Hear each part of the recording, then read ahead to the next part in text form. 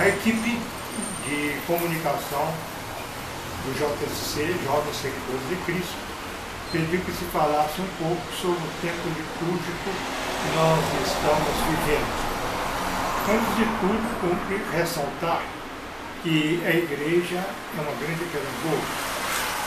Assim é que as grandes solenidades, que constituem inclusive os ciclos litúrgicos, para elas há sempre uma preparação cuidadosa.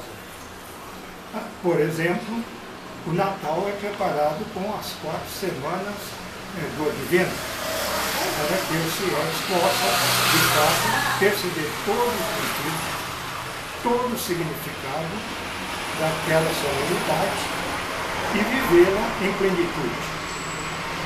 O maior dia do ano, muitos pensam, é o Natal. O Natal é importantíssimo. O Verbo de Deus se fez carne e habitou entre nós. E se não houvesse o Natal, também não haveria a Páscoa ou a ressurreição de Cristo.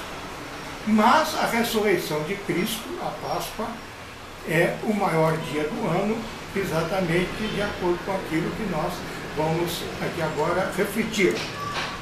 E como o Natal é preparado com as 4 semanas do Advento, a Páscoa é preparada durante a Quaresma, lembrando exatamente aqueles 40 dias que Jesus esteve no deserto, entregue à oração, na qual houve o episódio das tentações de Satanás, as quais ele deixou-nos o exemplo de como sempre vencê-las. Cristo é de fato o modelo do cristão, porque o que o cristão quer é exatamente realizar aquilo que falou São Paulo. Já não sou eu quem vive, é Cristo quem vive em mim.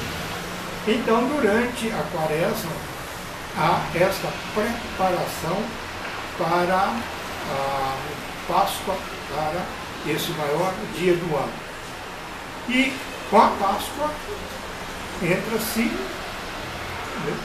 precedentemente com o trigo, que é o trigo pascal, que é a preparação máxima no final da Quaresma para que a Páscoa do Senhor seja bem comemorada.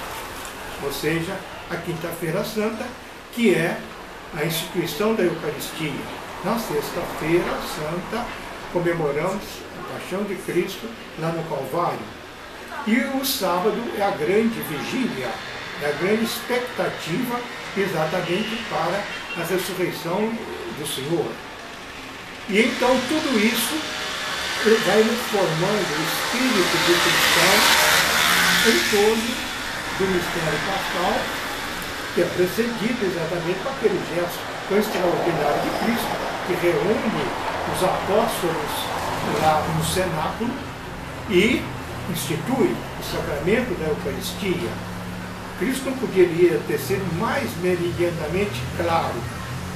Isto é o meu corpo, este é o cálice do meu sangue, que será derramado por vós. Então, ali, de uma maneira incruenta, ele já estava realizando o que ele ia acontecer com ele lá no Calvário. Então, a Eucaristia é o centro da Quinta-feira Santa, mas ali tem um realce especial também para o lava-pés, ou seja, aquele gesto de Cristo extraordinário, quando ele se cinge de uma túnica e vai lavar os pés dos seus discípulos e acrescenta mais ainda: o que eu vos fiz, vós deveis fazer aos outros, dando, portanto, um sentido muito grande ao serviço que o cristão deve fazer. Ele institui a Eucaristia, na qual ele estava realmente presente. Corpo, sangue, alma e divindade de Cristo. É por isso que continuamente a gente tem feito reparação a um cântico que é praticamente herético, quando se diz que naquele pão está a vida. O pão é a vida. nós nos livramos com a vida que é este pão, e não que está neste pão. Cristo não está no pão, ele é o pão eucarístico, isto é o meu corpo. Mas aquele então que recebe o corpo de Cristo dentro da cerimônia que ele mesmo presidiu lá no cenáculo, deve estar a serviço dos outros, porque Cristo se torna o nosso alimento, ele se vai tornar-se o nosso Salvador, porque ele quis estar exatamente para a salvação da humanidade. Então o cristão vive a Eucaristia e o mistério da Quinta-feira Santa e a procurar servir os outros nas várias etapas de sua vida, porque o que muitas vezes se esquece é que o lava-pés não é uma cerimônia simplesmente de lavar os pés dos outros. É claro que é ajudar os mais necessitados, ajudar dentro das possibilidades de cada um a quem precisa, mas é na medida também que o dia inteiro nós estamos servindo os outros. Então é ver na figura do próximo a figura de Cristo. Esse é o sentido mais profundo do que ocorreu lá no cenáculo, Cristo lavando os pés dos seus discípulos. E o significado mais profundo também da Eucaristia, porque o cristão vai se alimentar de Cristo exatamente para que, fortalecido, ele possa estar a serviço dos irmãos. Por outro lado, o gesto de Cristo, o morrer na cruz para a humanidade, foi realmente extraordinário. Nós nunca agradeceremos demais a Ele por ter se sacrificado pela nossa salvação eterna, abrindo-nos realmente o céu.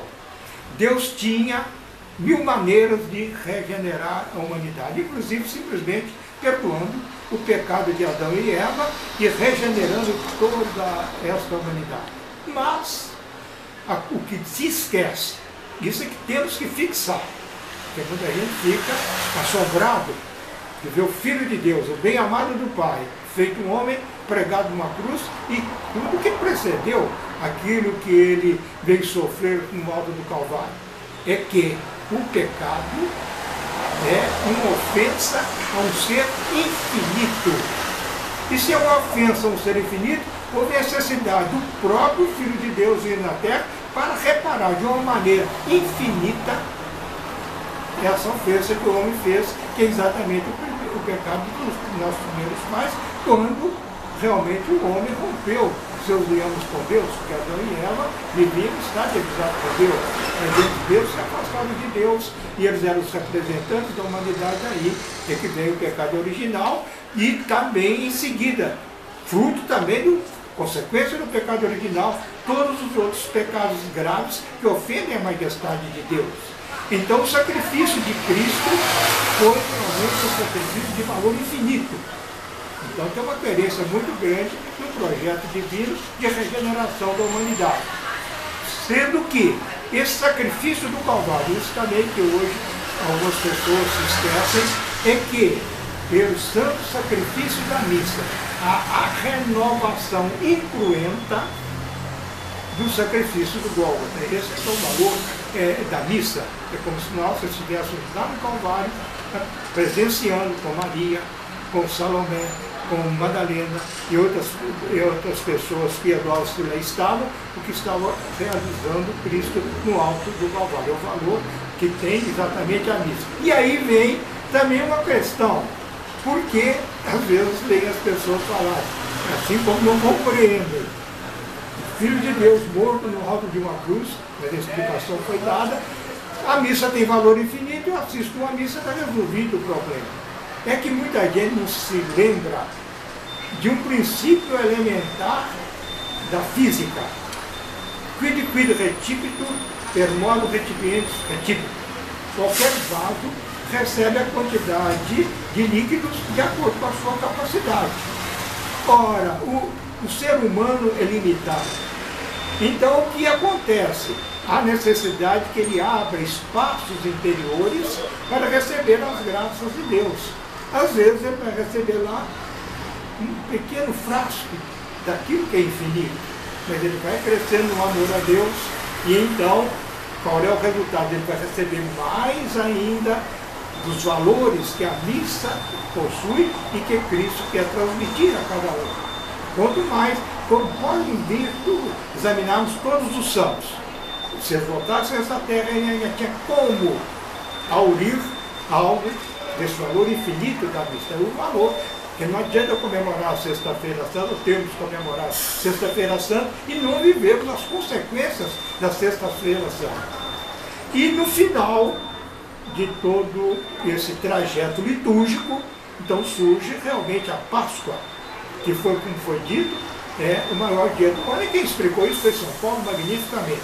Se Cristo ressuscitou, é vã a nossa fé, é vã a nossa crença. Mas se ele ressuscitou, tudo o que ele falou é verdade. Ele é realmente o Filho de Deus. E se ele é o Filho de Deus, nós temos que segui-lo cada passo da nossa vida. Aquilo que já foi lembrado, viver aquilo, o ideal de São Paulo. Já não sou eu quem vive, é Cristo que vive em mim. O meu viver é realmente Jesus Cristo. Então o cristão, ele ressuscitou quando? Ressuscitou no batismo.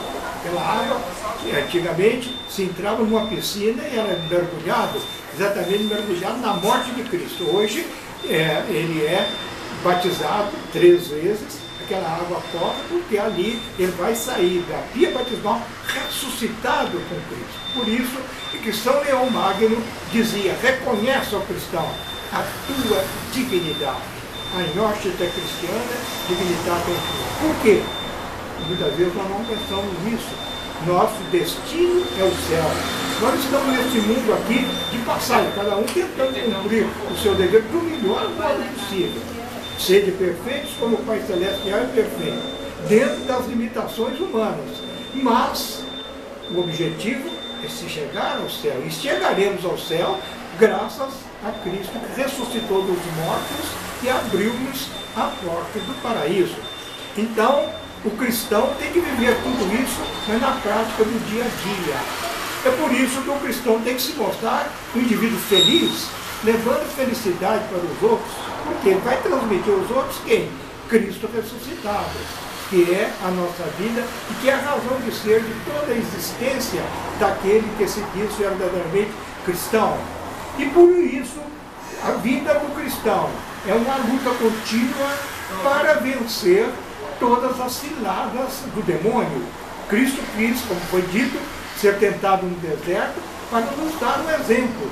Mas ele rechaçou 3 vezes a Satanás de uma maneira realmente sábia e sem nenhuma tergiversação. Então o que o cristão tem que fazer para viver a Páscoa? Fugir das ocasiões de pecado. Quem ama o perigo, nele perecerá. Procurar crescer cada dia na virtude, no cumprimento do dever de cada hora. Todos nós temos uma missão a ser executada na nossa terra. Quantas vezes a gente tem dito aos jovens, o dever do jovem é estudar. Estudar muito para ser o quê? Um profissional competente. Porque em qualquer profissão em que o indivíduo esteja nela na sociedade, ele está a serviço dos outros. Mas para isso ele tem que ter a competência. Então, é Cristo crucificado que é a referência, né? É que de todas as nações do cristão. Isso é que significa viver a Páscoa num mundo em que estamos vendo a cada hora, a cada passo, que é um mundo não de vida, mas de morte. Os crimes mais horríveis, os crimes mais nefandos e de uma maneira realmente desumana. Mas não é só isso, os 10 mandamentos da lei de Deus que são espezinhados a cada hora. Então, o que ocorre? Cumpre que haja no mundo os cristãos, de tal forma que o cristão que possa dizer: eu tenho o mundo na mão porque eu sou de Jesus Cristo e eu quero levar Cristo por toda parte. Então que essa mensagem final, que é uma mensagem exatamente pascal, seja para que todos aqueles que estão aqui nos assistindo levem Jesus por toda parte. Cristo vive, Cristo reina, Cristo impera, mas nós temos parte em todo esse processo de regeneração do mundo. Se somos cristãos, temos o mundo nas mãos.